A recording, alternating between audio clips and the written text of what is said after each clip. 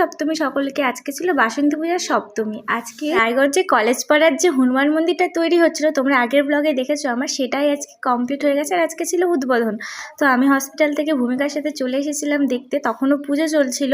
তো আমরা প্রণাম করে চলে আসি, এখানে একটু ফুচকা খেয়ে নিই দুজনে মিলে। আর বাড়ি এসে আজকে তো যাব সকলে মিলে কালিয়াগঞ্জের কিছু বাসন্তী ঠাকুর দেখতে। তো এখানে বুনু তো রেডি হয়ে গেছে, আমি আর বুনু রেডি হয়ে এখানে একটু ছবি আর ভিডিও তুলছিলাম। আর সকলে রেডি হয়ে যায়, তারপরে মামি, দিদা, আমি আর বুনু বেরিয়ে যায় পুজো দেখতে। আর এখানে তো লাইটিংও করেছিল, একদম পুজো পুজো ভাইবস লাগছিল ওই জন্য। আর একটা ঠাকুর দেখার পরে এখানে যাচ্ছিলাম আর ওই চিরালপাড়া পার্ক দেখতে পেয়ে বুনু এখন পার্কে ঢুকবে। যাই হোক, পার্কের ওই সাইড দিয়ে আরেকটা পুজো হচ্ছিলো, এখানেও চলে আসি। এখানে আরতি হচ্ছিলো, আরতি দেখে নিয়ে আমরা আরতির তাপ নিয়ে আবার চলে আসি। আর বুনুর হেয়ার বেল পরেছিলাম আমি, দেখো কেমন লাগছে আমাকে অবশ্যই জানাবে কমেন্টে।